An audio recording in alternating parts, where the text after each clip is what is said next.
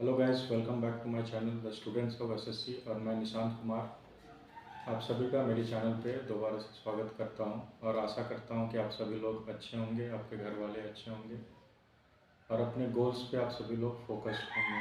तो जैसा कि मैंने पिछले वीडियो में कहा था कि मेरा डॉक्यूमेंट वेरिफिकेशन का मेल आ चुका है और मैं 17 नवंबर को जब मुझे बुलाया गया था उसी रोज़ मैं जाऊंगा अपना डॉक्यूमेंट वेरिफिकेशन के लिए। और जो भी मेरे साथ होगा मैं वो एक्सपीरियंस आपके साथ शेयर करूंगा।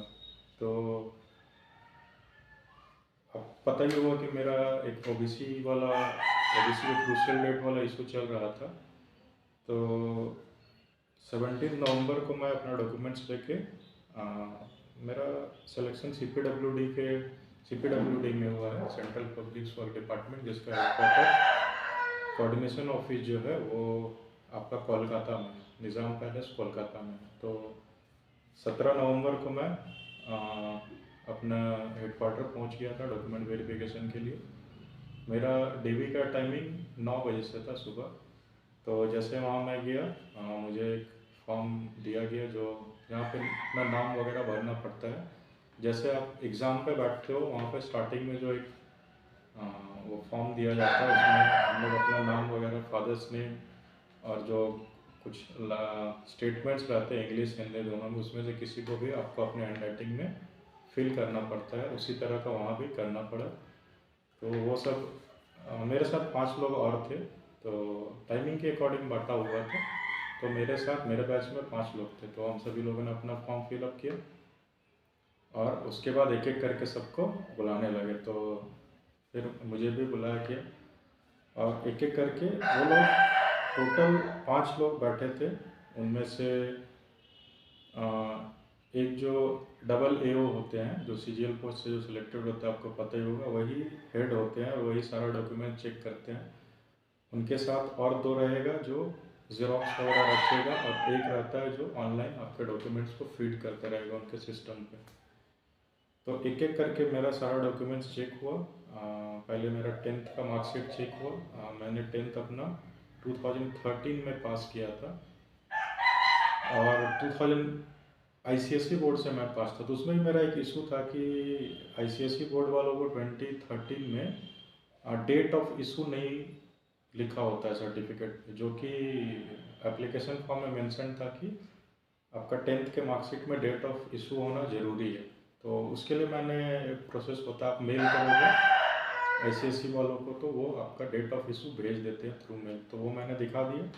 तो 10th का जो मार्कशीट था वो मेरा ओके हो गया, पहला डॉक्यूमेंट ओके हो गया। उसके बाद फिर बारी आती है ओबीसी वाले सर्टिफिकेट का। तो ओबीसी का तो आपको पता ही है कि मेरा प्रॉब्लम चल रहा था। तो उन्होंने सबसे पहले देखा कि वही डेट जो था मेरा, तो मैंने ओबीसी जो था अपना एसडीओ लेवल तक या फिर एसडीएम लेवल, जो भी बोलो आप, सब डिस्ट्रिक्ट मजिस्ट्रेट, उस लेवल तक बनवाया था। तो पहला जो मेरा, पहले आपको पता ही होगा, पहला आरओ लेवल पे बनता है या फिर सर्कल ऑफिसर ब्लॉक लेवल पे, जो सब सेम होता है। तो आरओ लेवल पे मेरा जो सर्टिफिकेट था वो 17 अक्टूबर को बन के रेडी हो गया था, जो कि एक्सेप्टेबल है एसएससी में। फिर भी मैंने थोड़ा एडवांस उसको करने के लिए एसडीएम लेवल पे भी अप्लाई कर दिया था कि और थोड़ा बेटर रहेगा। तो एसडीएम वाला मेरा 11 नवंबर को बन के आ गया था। तो उन्होंने देखा डेट 17 अक्टूबर का, तो डायरेक्ट उन्होंने कहा कि ये तो क्रूशियल डेट के बाद का है, ये तो नहीं चलेगा। तो फिर जैसे मैंने उसका सॉल्यूशन बताया था कि आप एक एफिडेविट लेके जा सकते हैं, तो मैंने एसडीएम से वेरीफाई करवा के एक एफिडेविट लेके गया था, जिसका मैं फॉर्मेट जैसा बना था, डाल दूंगा, आप देख लेना।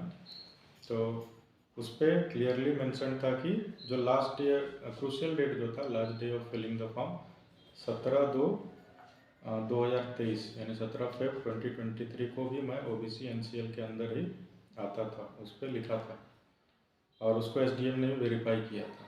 ठीक है।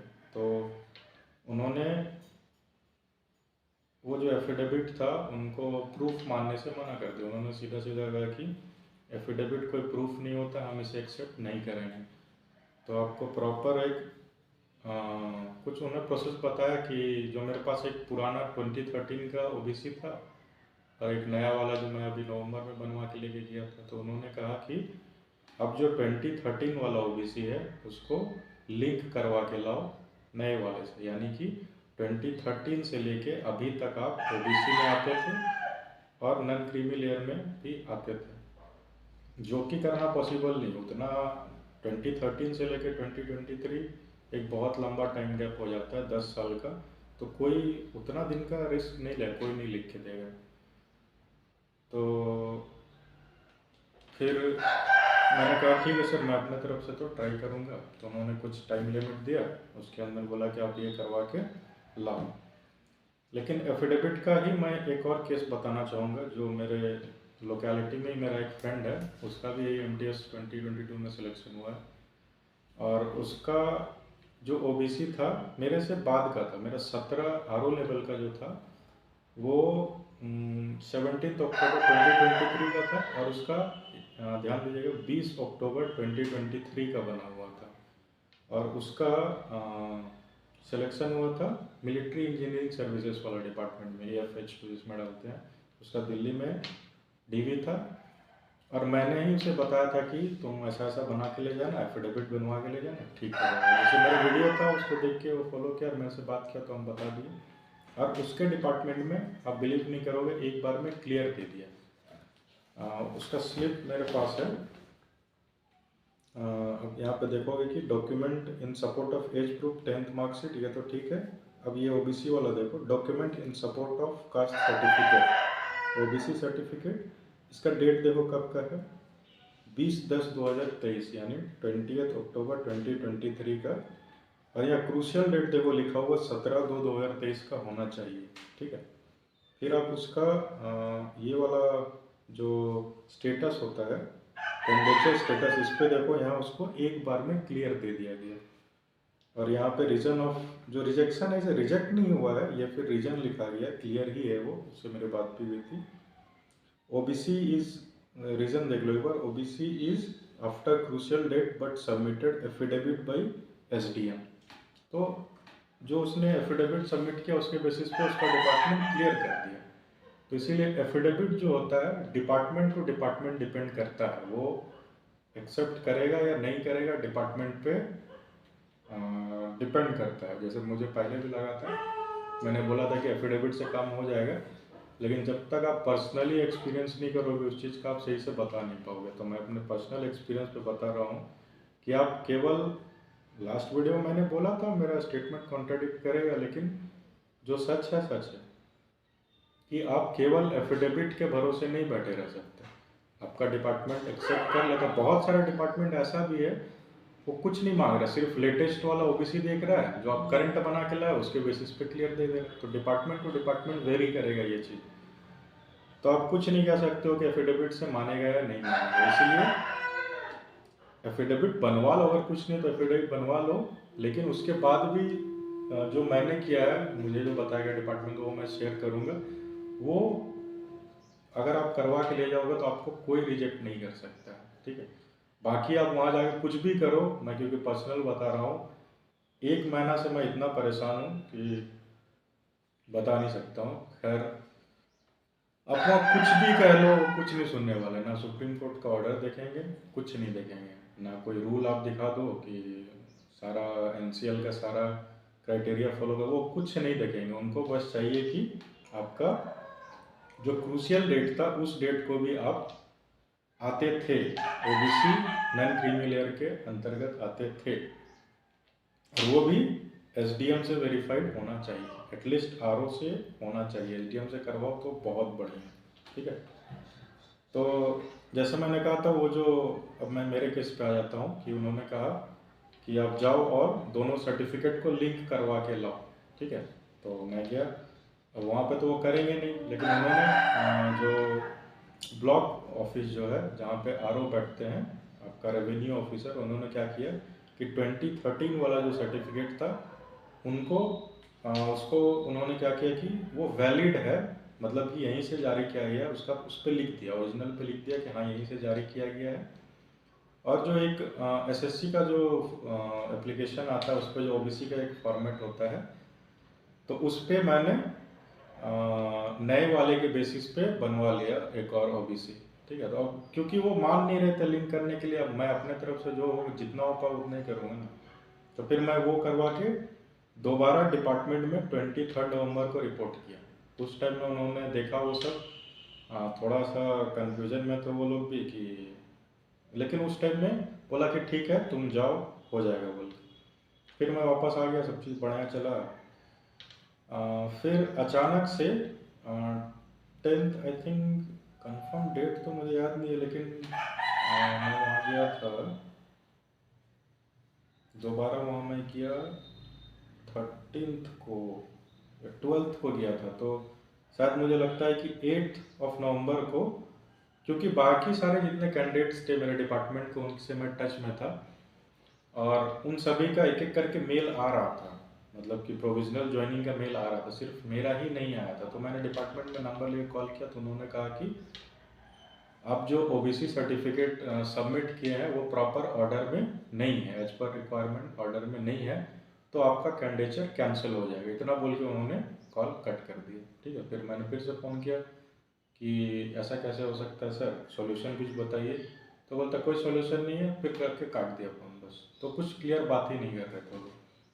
तो फिर मैं उसी दिन दोबारा से डिपार्टमेंट गया, हावड़ा। मैं यहाँ झारखंड जमशेदपुर में रहता हूँ, आपको पता ही होगा। जमशेदपुर में, क्लियर जमशेदपुर नहीं, मैंने बताया था लास्ट वीडियो में, सरायकेला कसबा डिस्ट्रिक्ट में। तो यहाँ से फिर मैं हावड़ा गया उसी दिन, जैसे तैसे गया। फिर वहाँ पे वो कुछ मानने को रेडी ही नहीं थे। हाँ, सुप्रीम कोर्ट का ऑर्डर दिखाया, नहीं कुछ नहीं, कुछ नहीं बोल रहे थे। बोले थे हमको जो चाहिए बस वही चाहिए। तो उन्होंने कहा कि मैं आपका डोजियर एसएससी को फॉरवर्ड कर दूंगा, अब उनको जो करना है वो करेगा। मैंने ये वाला स्लिप भी दिखाया कि सर देखिए, अदर डिपार्टमेंट्स वाले तो एक्सेप्ट कर रहे हैं क्रूशियल डेट के बाद भी। तो बोलते वो एसएससी आपको अदर डिपार्टमेंट में भेज देगा, वो एसएससी का देखना है, वो जो कहेगा वही हम लोग करेंगे। फिर एसएससी का भी ऑफिस किस्मत से वही बिल्डिंग के जस्ट ऊपर वाले 2 फ्लोर ऊपर में था। तो मैं बोला ठीक है सर, हम एसएससी से जाके बात कर लेते हैं। फिर मैं एसएससी के पास गया, तो एसएससी वाले बोले कि डिपार्टमेंट का डिसीजन लास्ट डिसीजन होगा, वो जो बोलेंगे हम वही मानेंगे। मतलब ये एसएससी के ऊपर फेंक रहे थे, एसएससी वाले इसके ऊपर फेंक रहे थे। ठीक है, देखिए डिपार्टमेंट का भी इसमें कोई गलती नहीं है। चलिए ठीक है, सुप्रीम कोर्ट का ऑर्डर है, लेकिन गलती तो हम लोग से हुआ है ना कि क्रूशियल डेट वाला जो एप्लीकेशन फॉर्म पे लिखा था वो नहीं है हमारे पास। ठीक है, और अगर वो चीज़ एप्लीकेबल नहीं होता तो फिर एसएससी अपने एप्लीकेशन फॉर्म में डालता ही नहीं कि क्रूशियल डेट का होना चाहिए, वो तो क्लियरली मेंशन्ड है।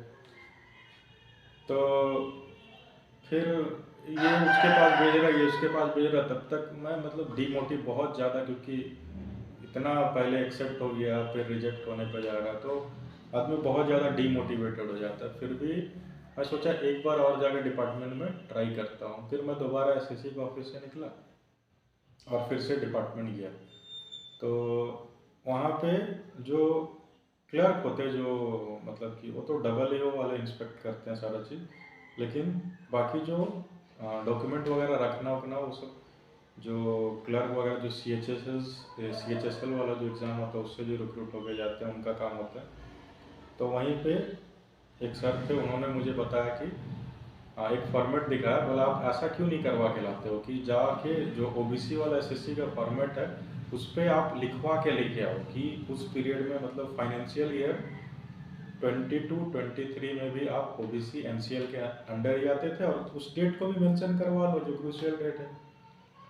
तो बोला कि वो तो थोड़ा मुश्किल होता है, लेकिन हम फिर भी बोले कि एक चांस और दिया जाए। कि मतलब अब अभी मैं लग रहा बोल रहा हूँ तो आपको लग रहा क्या ही हुआ होगा इसके साथ, लेकिन अब ये चीज़ सोचो कि वो जो पीरियड में मैं ट्रैवल कर रहा था वो छठ पूजा का टाइम था, और मेरा परमानेंट एड्रेस बिहार का है। आप अगर न्यूज़ वगैरह देखते होंगे तो छठ पूजा के टाइम में बिहार से आना जाना करना कितना मुश्किल होता है आपको ही पता होगा। और ऊपर से गवर्नमेंट ऑफिस का चक्कर लगाना, 1-2 दिन वाला काम तो नहीं है, ऐसा 2 बार हो चुका था मेरे साथ, और ये थर्ड बार फिर से मेरे को जाना पड़ रहा था। तो फिर भी मैं बोला एक लास्ट ट्राई दूंगा, हिम्मत नहीं हारूंगा।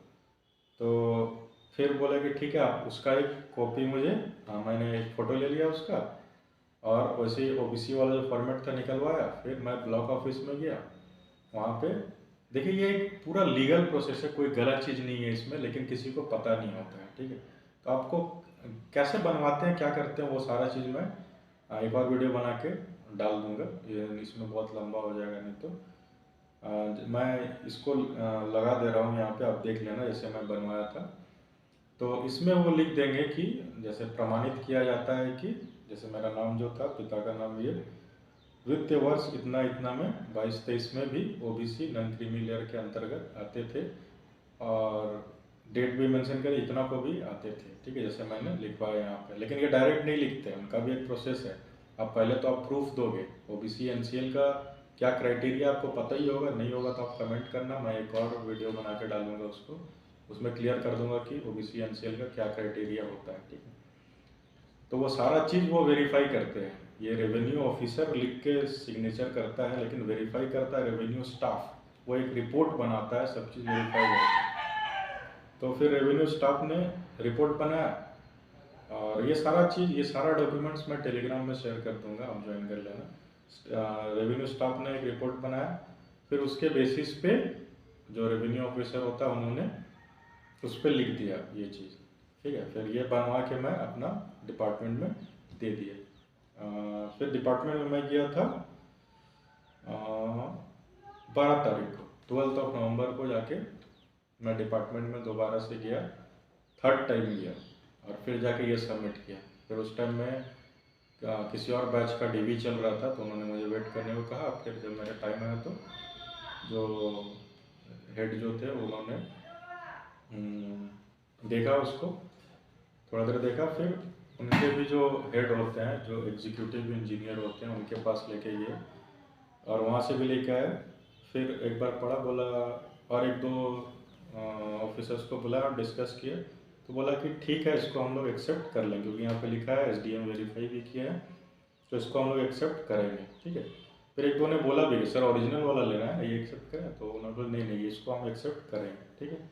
तो उन्होंने अपने तरफ से उसको क्लियरेंस दे दिया, ओबीसी वाले को क्लियरेंस दे दिया, ठीक है, जो सर्टिफिकेट था वो काम कर गया। फिर उस टाइम तो क्लियर, मतलब मेरा जो जैसे जो एक फॉर्मेट आता है, जैसा मैंने लगाया था उस लड़के के, जहाँ उसको क्लियर लिखा था, वैसा क्लियर नहीं लिखा। पर जो था कि और भी जो ऐसे स्टूडेंट्स हैं जिनका ऐसा इशू चल रहा है ओबीसी वाला से, केवल मैं ही नहीं था, 5-6 स्टूडेंट्स ऐसा और थे जिनका इशू चल रहा था। तो सबको एक लेटर मुझे भी आया था कि 15 दिसंबर तक आपको लास्ट डेट दिया जाता है सबमिट करने का, नहीं तो उसके बाद कैंडिडेचर कैंसिल हो जाएगा, कंफर्म है कैंसिल हो जाएगा, ठीक। तो क्योंकि मैंने 12 को ही सबमिट किया था, तो उन्होंने कहा कि 15 तक वेट करो, एक साथ जो जिसका इसका इशू सबका एक साथ क्लियर करेंगे। तो आज जब मैं वीडियो रिकॉर्ड कर रहा हूँ 15 को, तो आज शायद वो लोग जैसा होगा डिसीजन, कल या परसों तक में भी मेल आ जाए, अगर और आगे कोई प्रॉब्लम ना हो। तो इस तरह से मेरा जो डीवी था डिपार्टमेंट की तरफ से, तो अभी वो लोग क्लियर बोल दिया, लेकिन मेल अभी आना बाकी है। जो अटेस्टेशन फॉर्म होता है, कैरेक्टर सर्टिफिकेट वगैरह जिसमें होता है, उस पर करवाना पड़ता है, वो सारा चीज़ आना अभी बाकी है मेरा। तो वो होपफुली जल्दी ही आ जाएगा, क्योंकि अच्छे से उन्होंने डिस्कस किया, 5 पे सब बैठ के डिस्कस, ऐसे ही नहीं कुछ बोल दिया, डिस्कस करके तब मुझे क्लियर दिया। तो यही मेरा डीवी का एक्सपीरियंस, तो उतना अच्छा नहीं रहा, फिर भी जो क्या बोलते हैं, एवरीथिंग दैट एंड्स वेल, क्या था भूल गया, कुछ था ऐसा ही। तो जो मतलब जिसका एंडिंग अच्छा हो, एंडिंग अच्छा हो गया तो ठीक ही है, बाकी तो परेशानियां होती ही रहती है लाइफ में। तो इसीलिए अब जो ये जो मैंने बनवा के एंड में जो बनवा के लाया था, जिसके बेसिस पे मैं क्लियर किए, इसको क्लियर कर दिया, इसका अच्छा से मैं प्रोसेस बताऊंगा अगर आपको चाहिए तो जो भी था अच्छा से ही सारा चीज़, एंड तो अच्छा ही हुआ। तो इसीलिए देखते हैं अब आगे क्या होता है, उसके बेसिस पे मैं और आगे आपको अपडेट दूंगा। और आप देख ही रहे होंगे कि मैंने टेलीग्राम चैनल, वो थोड़ा चैनल वगैरह वेरीफाई करना पड़ता, तभी आपको एक्सटर्नल लिंक डाल सकते हो। तो टेलीग्राम चैनल का लिंक भी मैं अब डाल चुका हूँ, तो आप उसे ज्वाइन कर लोगे तो जितने भी डॉक्यूमेंट्स मैंने इस वीडियो में बात किया हुआ सारे मैं डाल दूँगा, तो आपको वहाँ से थोड़ा बहुत हेल्प हो जाएगा। तो आज के लिए इतना ही रखते हैं, फिर आगे के वीडियो में मैं और जो अपडेट होता है, मेल कब आता है और डॉक्यूमेंट्स वगैरह जो जैसे जैसे मैंने बताया वो सब के बारे में मैं बताऊंगा। तो इस वीडियो को यहीं पे एंड करते हैं। और देखिए, ये सब चीज़ बहुत इम्पोर्टेंट होता है, पहले कोई बात नहीं करता है, किसी को पता नहीं होता है, तो आप कोशिश करो कि जितने भी आपके फ्रेंड्स हो या आपके कांटेक्ट में, ये सब चीज़ आप उनको बताएं कि ये क्रूशियल डेट वगैरह, ओबीसी सर्टिफिकेट सबको नहीं पता होता, पॉसिबल नहीं है। वहाँ आप जाओगे तो सीधा बोलेगा कि पढ़ा क्यों नहीं फॉर्म, और ये सब चीज़ फर्स्ट पेज में रहता ही नहीं। हम लोग क्या देखते हैं, last date of application, age देखते हैं कितना है, वैकेंसी देखते हैं, फॉर्म भर देते हैं उतना। तो क्योंकि मैं रियल एक्सपीरियंस बता रहा हूँ जो मेरे साथ हुआ है, तो ऐसा बहुत के साथ होता है। और इतना आगे जाके अगर आप रिजेक्ट हो जाओगे तो किसी को भी अच्छा नहीं लगेगा। इसलिए आप कोशिश करें कि ये वीडियो को जितना वीडियो को शेयर नहीं भी करना है तो आप अपने तरफ से उनका हेल्प करें, बताएं कि ऐसा ऐसा चीज़ होता है, जो कि डीवी के वक्त ही पता चलता है। आप एग्ज़ाम में क्वालिफाई ना करो उसका दुख होता है, लेकिन क्वालिफाई करने के बाद अगर आप रिजेक्ट हो जाओगे तो उसका बहुत बड़ा दुख होता है, आप डिप्रेशन में चले जाओगे। तो इसीलिए आप सबका हेल्प करें, दूसरों को बताएं, ये वीडियो को शेयर करें जितना हो सके। और ऐसे ही अपडेट के लिए मेरे चैनल को सब्सक्राइब कर सकते हैं आप लोग, और टेलीग्राम ग्रुप को ज्वाइन कर लीजिए। वहाँ कोई भी डाउट होगा, क्योंकि कमेंट्स में बहुत सारा कमेंट्स आ जाता है, तो एक एक को रिप्लाई करना, ऐसे बहुत बड़ा यूट्यूबर नहीं हूँ, फिर भी कोशिश करता हूँ रिप्लाई करूँ। लेकिन क्योंकि मैं इतने दिन से वही सब काम में बिजी था, इसीलिए उसका रिप्लाई भी नहीं कर पाया, और वीडियो भी इतना लेट से आया है, तो मैं खुद ही अपने काम में बिजी था। तो इसीलिए आप टेलीग्राम चैनल ज्वाइन कर लो, वहाँ मैं कोशिश करूँगा कि सबका रिप्लाई अच्छे से दे सकूँ। ऐसे कमेंट में भी कर सकते हो आप, कोई दिक्कत नहीं है। तो ठीक है, इस वीडियो के लिए इतना ही रखते हैं। और आई होप कि आप लोग अच्छे से अपना काम को करें, और जो भी ड्रीम्स आपके हैं, जो भी गोल्स है, उस पर अच्छे से फोकस्ड रहें, मेहनत करते रहें, आप ज़रूर कामयाब हो जाएं, कोई नहीं रोक सकता आपको। तो ठीक है गाइस, थैंक यू, और अगले वीडियो में मिलते हैं।